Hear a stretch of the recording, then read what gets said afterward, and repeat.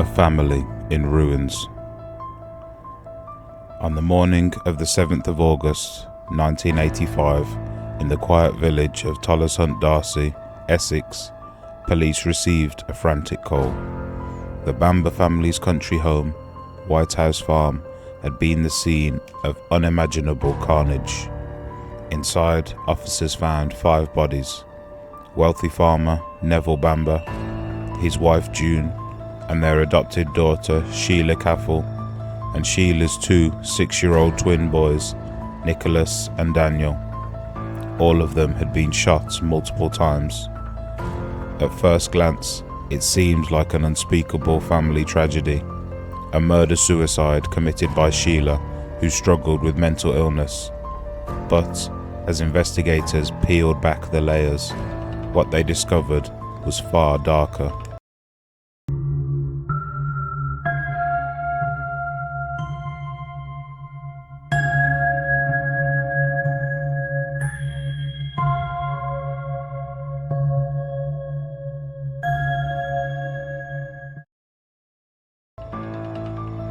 The Bamber family.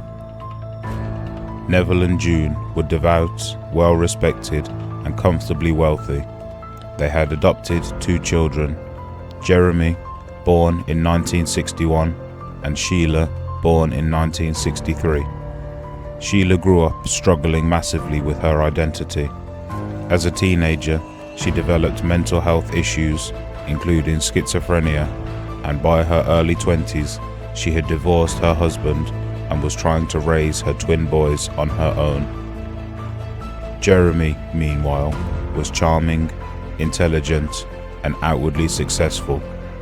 But beneath the surface, he resented his parents, disliked farm life, and often spoke about wanting more money. To friends, he appeared cold, manipulative, and motivated by greed. The night of the murders. On the night of August 6th, Jeremy was at his cottage several miles from the farm. He later claimed that his father, Neville, phoned him around 3 a.m, frantically saying Sheila had gone berserk with a gun. Jeremy called police, who rushed to the scene. Inside, they found chaos. Neville had fought desperately for his life. His body bore defensive wounds, signs of a struggle that had lasted minutes. June and the twins were shot in their beds. Sheila was found dead in an upstairs room with the rifle right beside her, as though she had turned the gun on herself. At first, detectives assumed Sheila was the killer, but doubts crept in.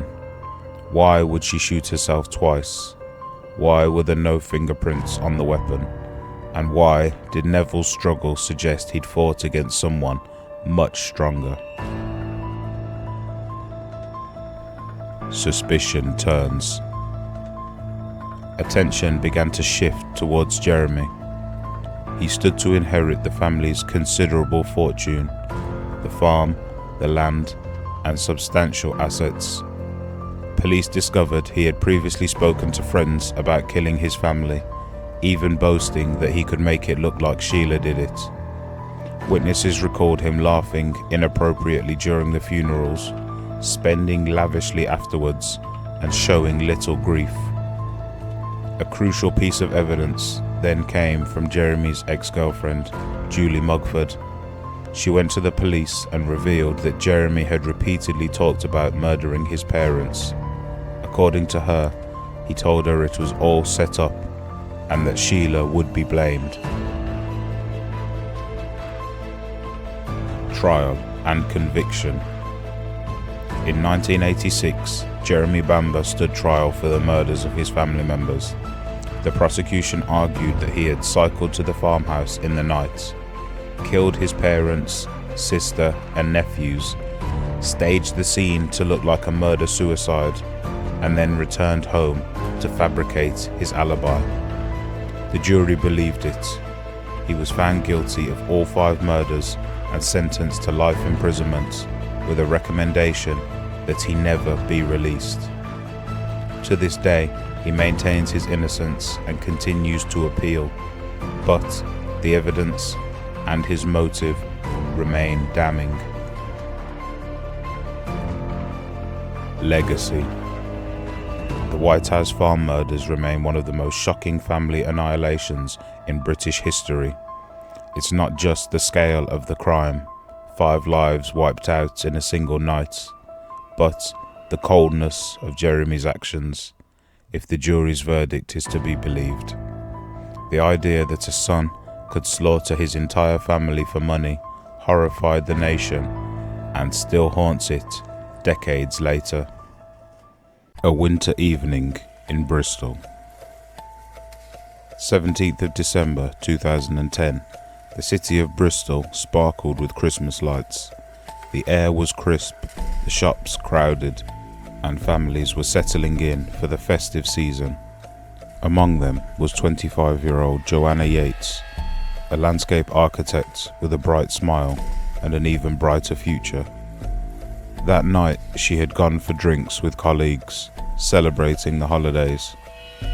By 8 p.m. she had said her goodbyes and headed back home. CCTV footage captured her buying a pizza and some groceries on the way. It was the last confirmed sighting of her alive. Joanna Yeates. Jo, as her friends called her, lived in a flat in Clifton with her boyfriend Greg.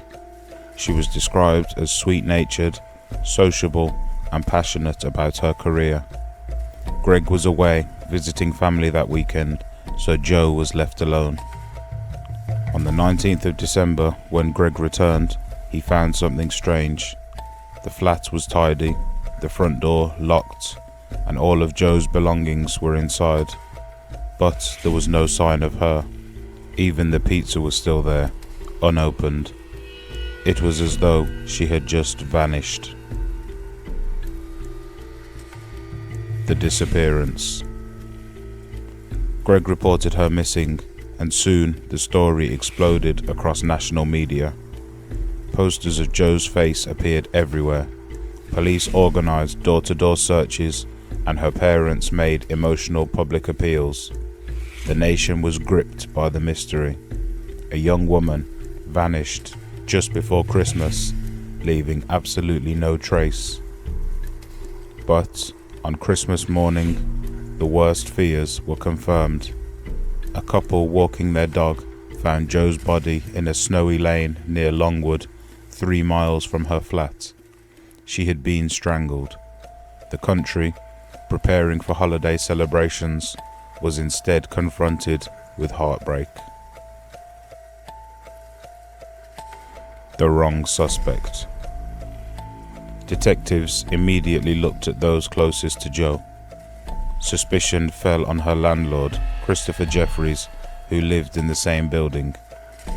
Jeffries was eccentric, with wild hair and a strange manner. When the press learned of his arrest, they pounced.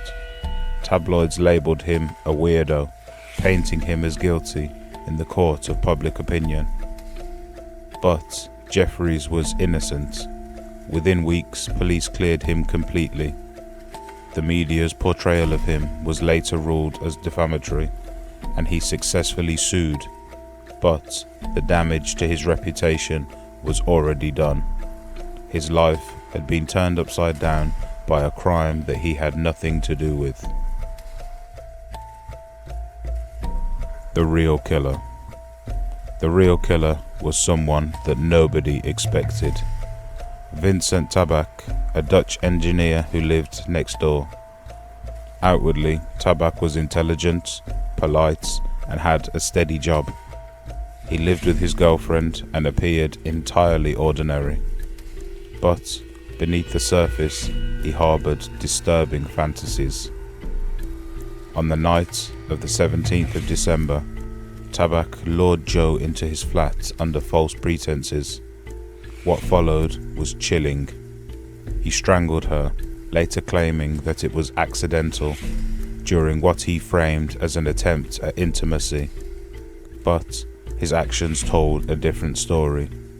He searched online for violent pornography, disposed of Jo's body, and even joined in with the public search, pretending to be concerned.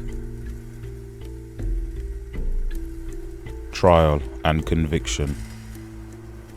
In 2011, Vincent Tabak stood trial. His defense tried to argue it was manslaughter, not murder, but the jury didn't believe them.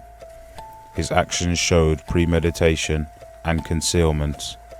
He was convicted of the murder of Joanna Yeates and sentenced to life imprisonment with a minimum term of 20 years. Aftermath. The murder devastated Jo's family, who had to endure not only her loss, but also the media storm that surrounded the case. It also left the public with haunting questions. How could someone so outwardly normal, a man with a career, a girlfriend, a home, harbor such darkness? And how quickly can suspicion, fueled by media frenzy, destroy an innocent man's life, as it did with Christopher Jeffries? In the summer of 2017, the small city of Van Buren Township, Michigan, was shaken by a crime so unexpected that even seasoned investigators were left stunned. Egypt Covington, a 27-year-old singer with a radiant personality and a future filled with promise, was found murdered inside of her own home.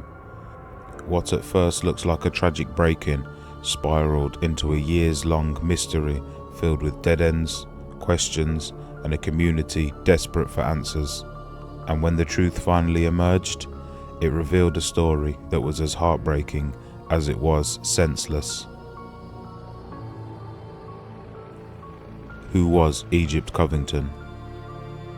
Egypt Covington was born and raised in Michigan. Friends and family describe her as the kind of person who lit up a room the moment she entered.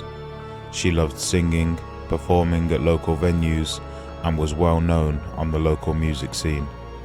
She wasn't just talented. Egypt was also deeply kind, the kind of friend who would go out of her way to help others. Outside of music, she worked with a beer distribution company and was passionate about yoga, fitness, and spending time with her loved ones. Her life was full and her future seemed bright. By the year 2017, Egypt was living alone in a small, tidy duplex in Van Buren Township. To the outside world, it looked like the perfect setup for a young woman building her life. No one could have guessed what was about to unfold. The gnarly discovery. On the 23rd of June 2017, Egypt failed to show up to an event that she had promised to attend. Friends and family immediately sensed that something was wrong. It wasn't like her to disappear without contact. Her boyfriend, who was supposed to meet her that evening, grew increasingly worried when she didn't answer her phone. Eventually, someone went to check in on her at her duplex. What they found was chilling. Egypt was lying dead inside her living room. She had been bound with Christmas lights and shot once in the head. The scene was both horrifying and puzzling. There were no clear signs of forced entry, no robbery, and nothing that explained why someone would want her dead. The early investigation. At first, investigators focused on the possibility of a domestic dispute. Like many homicide cases, those closest to the victim were considered first. Egypt had previously dated a man who lived nearby, and her current boyfriend was also scrutinized. But as the police dug deeper, nothing concrete emerged to tie either of them to the crime. As the months passed, frustration set in. Egypt's family and friends felt that authorities weren't moving fast enough. They took to social media, created advocacy groups, and organized vigils demanding justice. Egypt's case gained attention across Michigan, becoming a rallying cry for families who felt the system wasn't working hard enough for victims.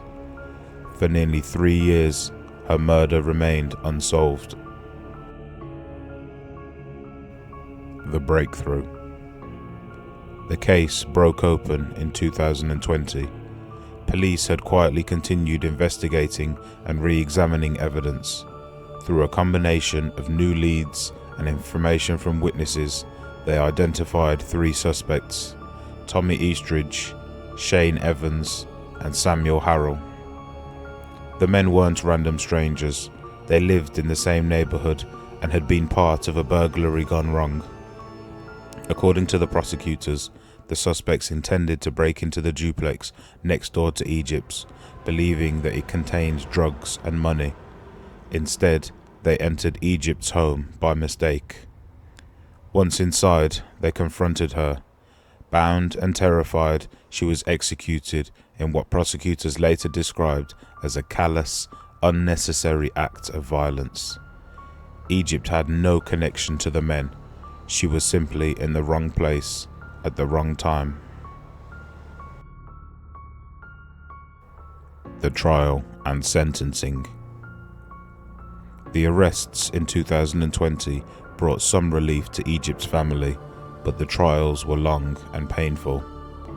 Shane Evans eventually pleaded guilty to second-degree murder and was sentenced to 15 to 25 years in prison.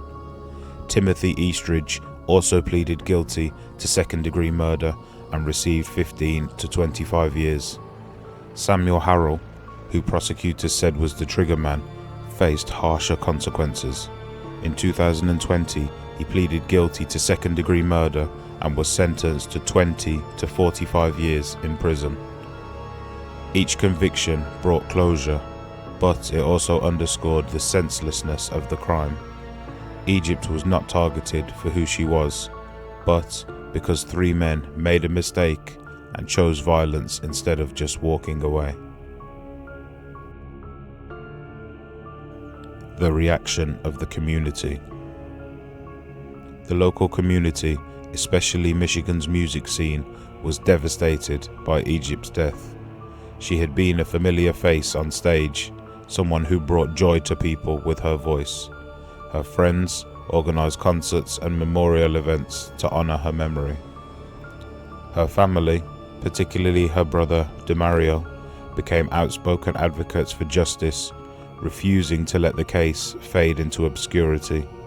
They pushed for accountability not only for Egypt's killers, but also for broader reforms in how unsolved cases are handled. The murder of Egypt Covington is one of those tragedies that makes people stop and ask why. There was no feud, no deep-seated grudge, no hidden double life. Egypt was killed because of a mistake, because 3 men chose to treat her life as disposable in their pursuit of greed. For her family and friends, the pain of loss will never truly fade, but through their fight for justice, they ensured that Egypt's name would not be forgotten and that her story would stand as a warning about how quickly senseless violence can destroy a life filled with promise.